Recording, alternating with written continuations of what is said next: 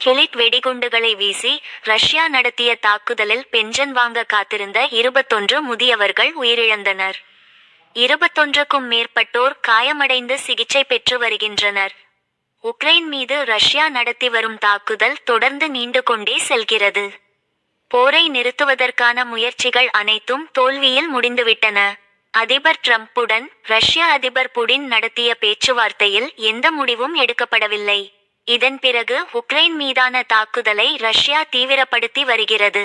கடந்த சில நாட்களுக்கு முன்னர் அதிகளவிலான டிரோன்கள் மற்றும் ஏவுகணைகளை வீசி தாக்குதல் நடத்தியது.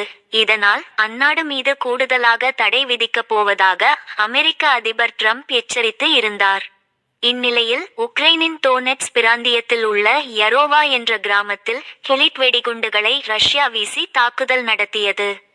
இந்த வகை குண்டுகளின் சிலவற்றின் எடை 1360 கிலோ வரை இருக்கும்.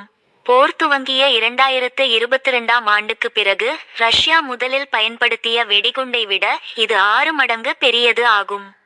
இந்த தாக்குதலில் பென்ஷன் வாங்குவதற்காக வரிசையில் நின்று கொண்டு இருந்த 21 பேர் உயிரிழந்தனர். மேலும் 21 பேர் சிகிச்சை பெற்று வருகின்றனர். இதனால் கோபமடைந்துள்ள உக்ரைன் அதிபர் ஜெலன்ஸ்கி வெளியிட்ட அறிக்கையில் கூறியுள்ளதாவது: உலகம் இன்னும் அமைதியாக செயலற்று இருக்கக்கூடாது. அமெரிக்கா பதிலளிக்க வேண்டும். ஐரோப்பாவிடம் இருந்தும் G20 அமைப்பிடம் இருந்தும் பதில் தேவை. இறப்புகளை நிறுத்த ரஷ்யா மீது கடுமையான நடவடிக்கை எடுக்கப்பட வேண்டும். இவ்வாறு அவர் கூறினார். தாக்குதல் நடத்தப்பட்ட டோனெட்ஸ் பகுதியை முதலில் ரஷ்யா கைப்பற்றியது.